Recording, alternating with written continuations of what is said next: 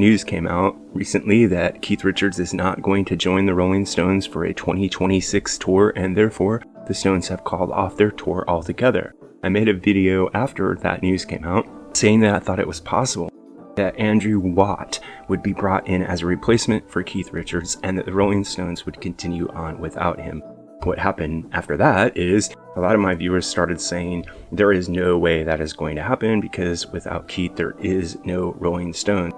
Well, I have a couple of things I want you to listen to and consider this deeply, and then we'll go back to the question of whether or not the Rolling Stones actually need Keith Richards. First, we're going to listen to a quote from Paul Stanley, and then later we're going to listen to an even more important quote from Malcolm Young. So let's get started right away.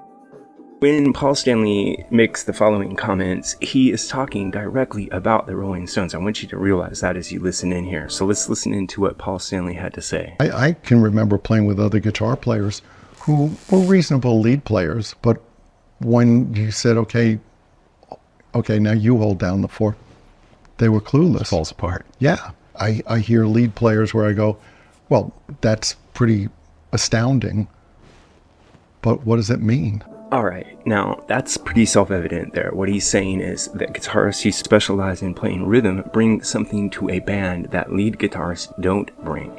And this is an underlying principle for why so many of you think that the Rolling Stones could not continue without Keith Richards. It's not just band identity, it's actually band dynamics and band sound. So when I said, what if Mick Jagger brought in Andrew Watt to keep the Rolling Stones going without Keith, you guys were pretty polite, you were pretty thoughtful, but you were overwhelmingly unconvinced. What I'm trying to do here is dig into why you might be so convinced that the Rolling Stones couldn't go on without Keith. And I want to be clear about something right up front. I'm not saying that the Rolling Stones will continue without Keith. I'm saying it's entirely possible because many bands have replaced legendary members before, sometimes successfully, sometimes disastrously. And it is possible that Keith Richards is actually irreplaceable. So Stanley's point isn't just that rhythm guitar is important, it's that rock music collapses without it. So if Keith Richards doesn't play rhythm the guitar the way that he does, you couldn't get the Rolling Stones. You wouldn't have his open tunings, his suspended chords, his riffs that blur the line between rhythm and lead, and grooves that lean back instead of charging forward. Sort of a simple way to describe Keith's playing, but that playing creates gravity, and that gravity is what Mick Jagger sings against. And this is where your comments come in, and I'll say this up front, you made better arguments than I did. Across dozens of comments, the same ideas kept appearing. Keith isn't the best guitarist, but he is the best guitarist for the Stones. You can replace notes, but you can't replace feel. Without Keith, Mick sounds like he's singing over a tribute band.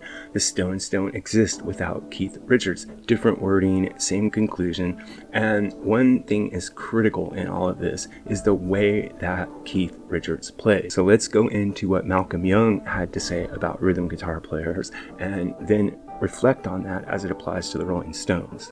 There's very few rock and roll bands. There's rock bands, there's sort of metal, there's whatever, but there's no rock and roll bands. There's the Stones in us. What Malcolm is saying there is that most rock bands don't know how to swing. They know how to drive, they know how to attack, but they don't know how to swing. And he named only two bands that he thought truly had it, AC/DC and the Rolling Stones. So swing isn't about speed or heaviness, it's about feel. And Keith Richards has that feel built into his DNA. Now, contrast that with Andrew Watt, who is a phenomenal musician and a great producer, at least to some people, with deep respect for rock history. But I don't hear a lot of swing with him, and I don't think it's something that you can technically acquire. It's something that you're born with, and also, if you're lucky, it's something that you grow old with. So back to the question of whether or not the Stones could exist without Keith. Could Mick Jagger tour as the Rolling Stones without Keith Richards? Probably. Would the shows be good? Maybe. But would it still be the Rolling Stones? Well, that's where your argument wins. Keith Richards isn't just a guitarist in the Stones, he's the counterweight to Mick Jagger, and it's the two of them that create the tension and the signature sound of the band. So if you remove him, something fundamental would collapse. So I am going to say right here and now for the record that do the Rolling Stones need Keith Richards? You know what? I'm going to agree with my viewers. They're definitely right here, and I've never been happier to be wrong. If I am wrong, because I never said that the Stones didn't need Keith Richards, I said they would probably go on without him whether they need him or not. But Keith Richards really is irreplaceable, and that means the Rolling Stones aren't just a brand. They're a once-in-history alignment of personalities, feel, and time.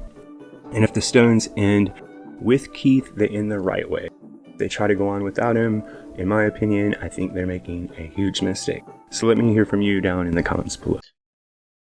Music Guru here, asking you to help us on our march to 10,000 subscribers.